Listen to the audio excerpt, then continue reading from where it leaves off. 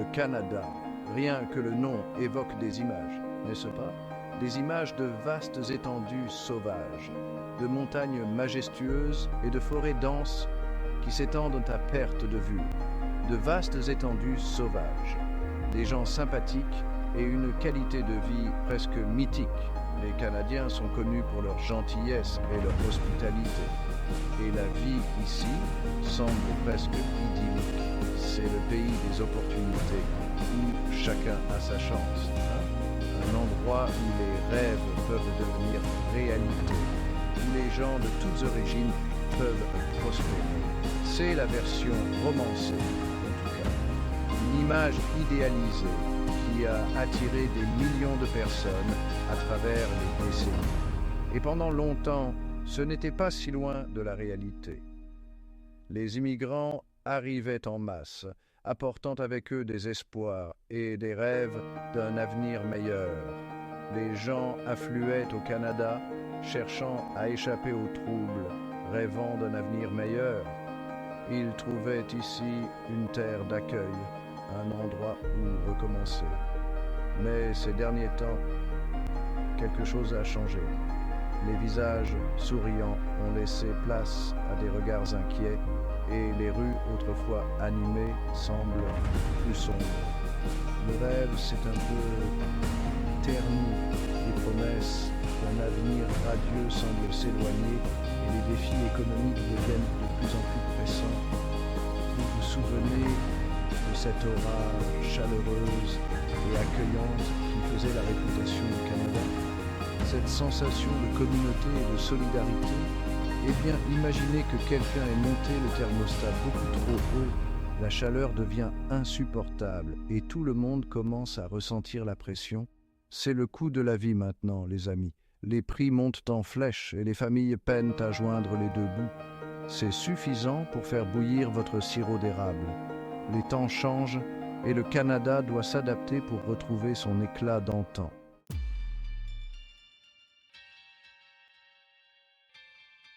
Alors, que s'est-il passé?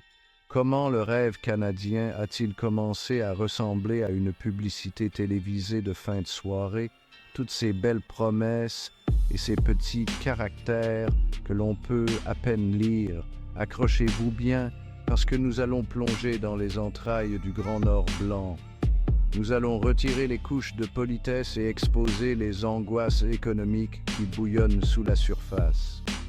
Nous écouterons des familles qui luttent pour garder la tête hors de l'eau, de nouveaux arrivants qui se demandent s'ils ont fait le bon choix, et peut-être même un orignal ou deux mécontents.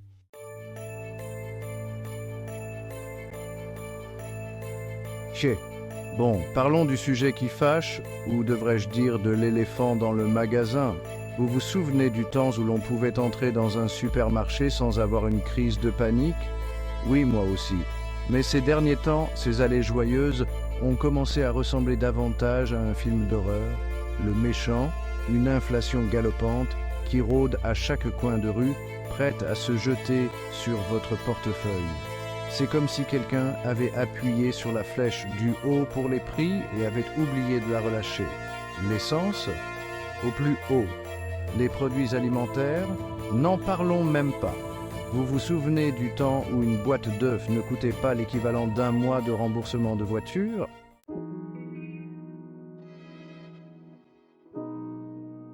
Jouons à un petit jeu, voulez-vous? On l'appellera le juste prix. En bien pire, premier prix, le lait. L'élément vital des amateurs de biscuits et de céréales du monde entier. À la belle époque de 2013, un litre de lait vous coûtait quelques dollars. Une aubaine, non? Eh bien, avance rapide jusqu'à aujourd'hui, et ce même carton vous coûtera plus cher qu'une bonne tasse de café. Prochain prix sur notre liste, le pain. La base de tout sandwich qui se respecte. Avant, on pouvait s'offrir une miche pour quelques dollars. Maintenant, il vous faut au moins un billet de 5. Et ne pensez même pas à opter pour le levain artisanal, sauf si vous avez un compte en banque bien garni.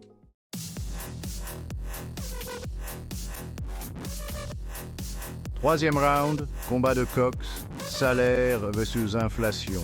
Bon, les prix augmentent plus vite qu'un castor qui pagaille à contre-courant.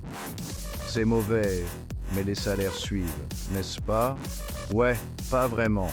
C'est comme essayer de semer un ours sur un monocycle.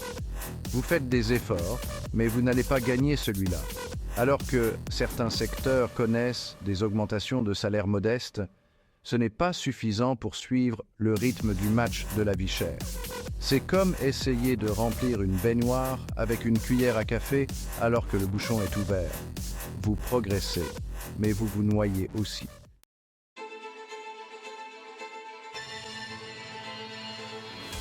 Premier round, château de cartes, la crise du logement au Canada. Bon, les amis, nous avons parlé de la flambée du coût de la vie. Mais il est maintenant temps de s'attaquer à une autre bête, la crise du logement au Canada. Vous vous souvenez du temps où posséder une maison était considéré comme un objectif réalisable, et pas seulement comme l'intrigue d'un téléfilm? Ouais, cette époque est révolue, disparue plus vite qu'une assiette de poutine à un match de hockey. Le rêve canadien impliquait autrefois une clôture blanche, peut-être un orignal amical dans le jardin. Maintenant, c'est plutôt un sous-sol partagé avec une plomberie douteuse et un propriétaire qui communique uniquement par le biais de notes autocollantes passivo-agressives.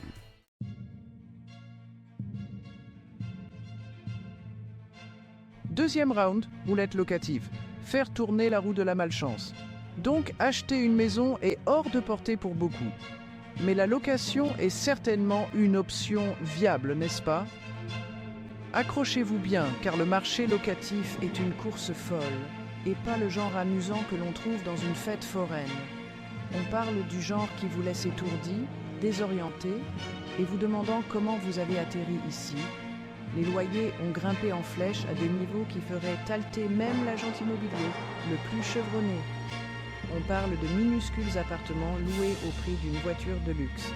Et ne pensez même pas à demander des équipements, à moins que vous ne considériez la moisissure et les lumières vacillantes comme un luxe.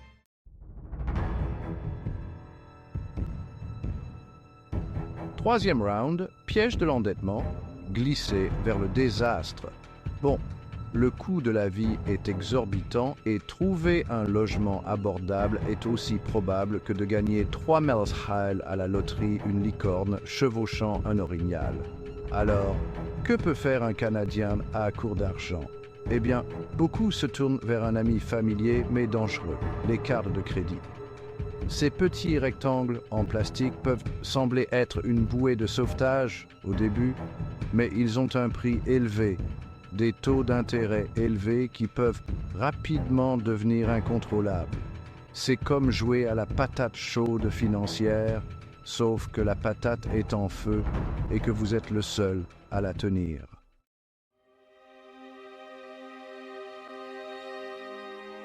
Premier round, solution pansement, la réponse du gouvernement.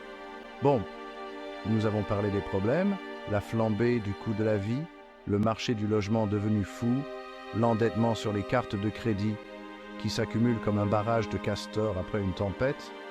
Alors, où est le gouvernement dans tout ça? Arrive-t-il sur un char tiré par des orignaux pour sauver la situation? Eh bien, pas vraiment. Le gouvernement Trudeau, dans son infinie sagesse, a décidé de s'attaquer à la pandémie avec un jet d'argent. Vous vous souvenez de ces chèques d'aide liés à la COVID-19? La prestation canadienne d'urgence, PCU, comme nous, les Canadiens soucieux de leur budget, aimons l'appeler?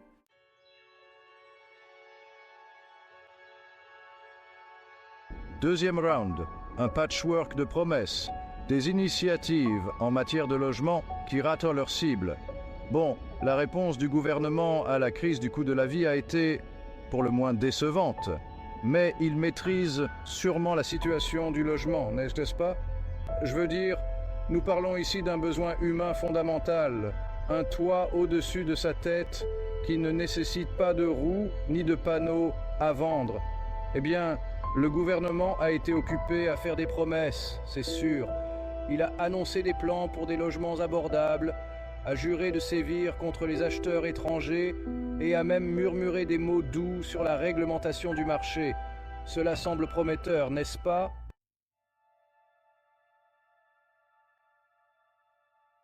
Maintenant, dirigeons-nous vers l'Est, vers la belle province, le Québec, connue pour ses villes charmantes, son flair français et sa poutine qui fera chanter vos artères. Mais même ce havre culturel n'est pas à l'abri des difficultés économiques du Canada. En fait, la crise du logement au Québec est un microcosme des défis auxquels est confronté l'ensemble du pays. Le gouvernement du Québec, pour tenter de remédier à la pénurie de logements, s'est empressé de construire des logements sociaux. Et même si chaque geste compte, c'est comme essayer de vider le Titanic avec une cuillère à café. La demande de logements abordables est tout simplement trop forte.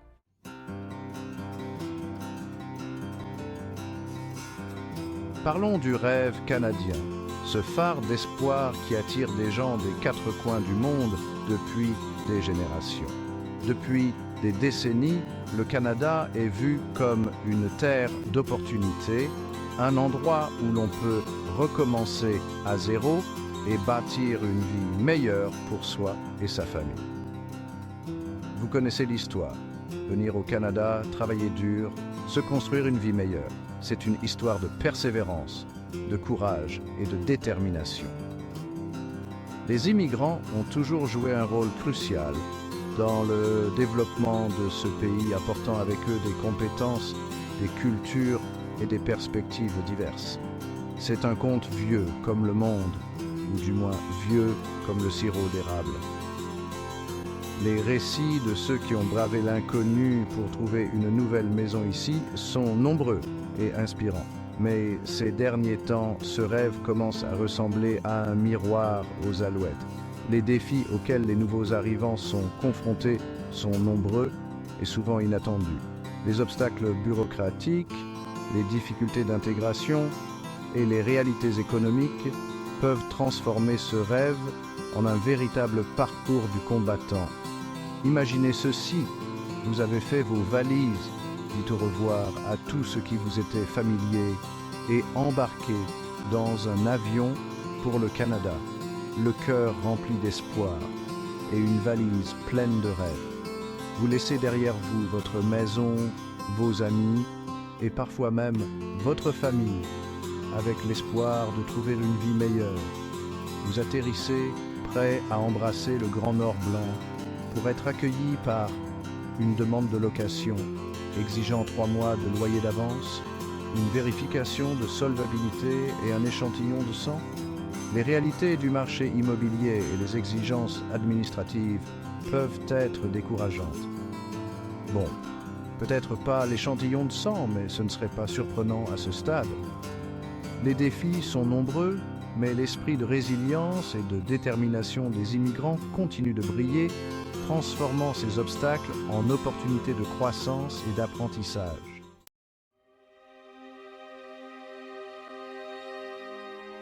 Le Canada a toujours été fier d'être une nation accueillante et diversifiée, une mosaïque de cultures et un refuge pour ceux qui recherchent une vie meilleure. Et pendant longtemps, c'est exactement ce qu'il était. Mais ces derniers temps, le vent a tourné, un vent froid qui n'a rien à voir avec la météo. Vous vous souvenez de cette histoire de vieillissement de la population? Ouais, il s'avère que c'est un gros problème. Le Canada a besoin de nouveaux travailleurs, de nouveaux visages pour maintenir l'économie en marche. Alors, ils augmentent les niveaux d'immigration, invitant plus de gens à se joindre à la fête. Mais voilà le problème. Ils ont oublié d'apporter suffisamment de nourriture, ou de chaises, ou, vous savez, de logements abordables.